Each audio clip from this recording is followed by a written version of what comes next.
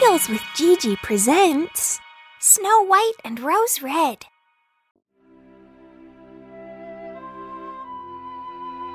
Once upon a time there was a poor widow. In front of her small cottage there were 2 rose trees.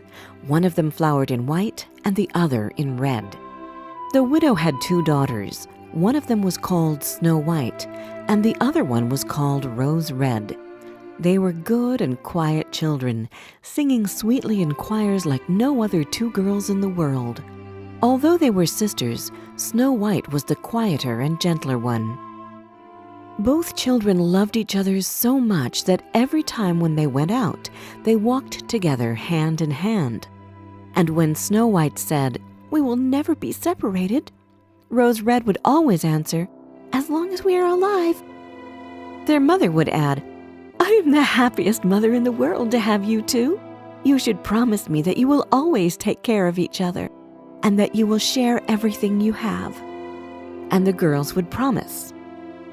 In the summer, Rose Red would wake up early and do the housework. Then she would pick flowers and leave them next to her mother's bed. Among the flowers, there would always be 1 white and 1 red rose. In the winter, Snow White would light the fire. Her mother would ask Snow White to lock the door, and then the girls would gather around their mother, who would put her glasses on and would open a thick book to read from it. The girls would listen, and a young goat would curl up with them on the floor. One winter's evening, as they were doing just that, someone knocked on the front door. "Snow White, open the door. It looks like a stranger is in need of a shelter," the mother asked. Snow White unlocked the door, thinking that it was going to be some homeless man freezing in the cold. But it wasn't a man. Standing there was a big bear. Snow White screamed in fright when she saw the animal. Rose Red was also scared and hid behind her mother's skirt. The goat bleated in terror, but the bear extended his paw in greeting. "Don't be afraid, kind ladies. I won't do you any harm. I am just really cold and I would like to warm up if you let me in," he said. The 3 women looked in amazement and fear at the talking bear. Soon their mother came to her senses and told the girls to calm down and help the bear get rid of the snow he had on his coat. The girls did as their mother told them. Feeling warm from the fire, the bear fell asleep and everyone went to bed. The next morning when the sun rose, the girls opened the door for the bear. He went into the woods to search for blueberries and fish, but he came back in the evening and again curled up by the fireplace. This continued through the winter, and the girls were so used to playing with the bear in the evening and to have him at home that when summer came and the bear had to leave, they were all very sad. "Where are you going to go?" Snow White asked the bear. "I need to go into the woods where I keep my wealth hidden from the evil gnomes. In the winter when the earth is frozen, they cannot reach it. But in the summer, when the ground softens, they dig all over in search of treasure. Once they get treasure, they hardly ever give it back," the bear replied. Snow White was really sad that the bear was leaving. They hugged and bade each other farewell. Just as the bear was leaving the house, his skin got caught on the door handle, and it appeared to Snow White that gold shone under the bear's skin. But she wasn't sure. The bear ran out, and soon Snow White lost him among the trees. One day, the mother sent the girls into the wood to gather firewood. As they were walking, they came across a big tree which had fallen down across the path. On the tree, there was a little man with a long beard, which was stuck under the tree. The gnome was jumping around the crack, trying to pull out his beard, but with no success. When he saw the girls, he turned his aged, wrinkled face in their direction. His eyes were red, and it seemed that they would soon pop out. "What are you 2 staring at? Can't you come over and help?" "How did you end up like that?" asked Rose Red.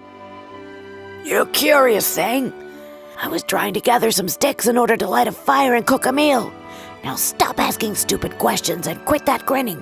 It's terrible," the dwarf snapped. The girls tried to pull, then push, then to somehow roll the big tree, but it was too heavy for them, so they offered to go and get help. Is that the best you could think of? Who needs more people here? You two are more than enough anyway. The dwarf groaned. Stay still if you want to be free again, said Snow White, and took a pair of scissors out of her pocket. She quickly cut the end of the dwarf's beard. What did you do, you stupid girl? How can you cut someone's beautiful long beard? He barked. With that, he threw his bag over his shoulder and left without even looking at them. One day, the girls decided to go out to the river to catch some fish for dinner. When they approached the river, they noticed something which resembled a big grasshopper jumping around the water as if it was ready to jump in it. They ran towards it and found the same dwarf trying to pull out his beard from a big fish's mouth, but the fish was stronger. The girls grabbed him under the shoulders and tried to pull him, but the fish just wouldn't let the beard go. Snow White had no choice. She took out her scissors and cut off a small part of the dwarf's beard. What is that, you frogs? How dare you bring shame on my face? My brothers will laugh at me now. Having said that, the dwarf took his bag, which was full of gems, and left without saying a word. Not long afterwards, Snow White and Rose Red were on the way to the nearest town to buy some needles and thread. As they were passing a meadow, they noticed a huge bird in the sky. The bird was flying low and passed close over their heads. The bird perched behind a big rock, and at that moment, someone there squeaked. When it took off again, the girls saw the same old dwarf in the bird's claws. They ran just in time to catch the dwarf by the feet. The bird pulled up and they pulled down, and the dwarf was yelling in the middle. How can you be so rude? Don't stretch my clothes, you stupid girls. When the bird finally gave up, the gnome thudded onto the ground. The girls, who were already used to his rude manners, continued on their way to town. The dwarf took a bag full of gems and sneaked into his cave. On their way back, they came across the dwarf again. He had laid out his jewels on the ground, thinking that no one would see him. The girls approached. What are you looking at? He yelled at them. His face went all red in anger, and he would have continued to yell at them if it hadn't been that all of a sudden, they saw a bear running towards them. The dwarf ran towards his cave, but the bear was faster than him. The dwarf was terrified. He started begging. Please don't eat me. Here, take these lovely gems and spare my life. Why would you eat me? I am so little. Look at those horrible girls over there. Eat them instead. The bear wasn't listening to him. With one swipe, he knocked the dwarf over. The girls ran away, but the bear followed them. Snow White, Rose Red, don't be afraid. Stop running. I'm coming with you, he said. The two girls recognized the voice and stopped to wait for their friend. As he was approaching them, his bear skin fell off, and a young man stood before them. He was dressed in gold. I am a prince, he said and smiled.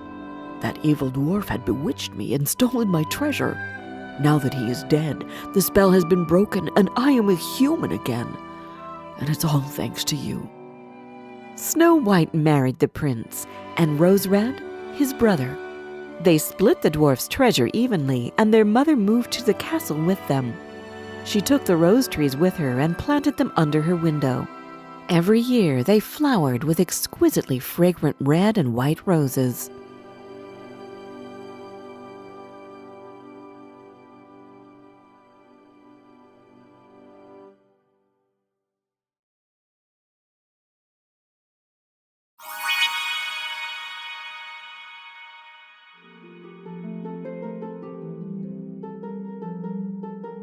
Did you like this story?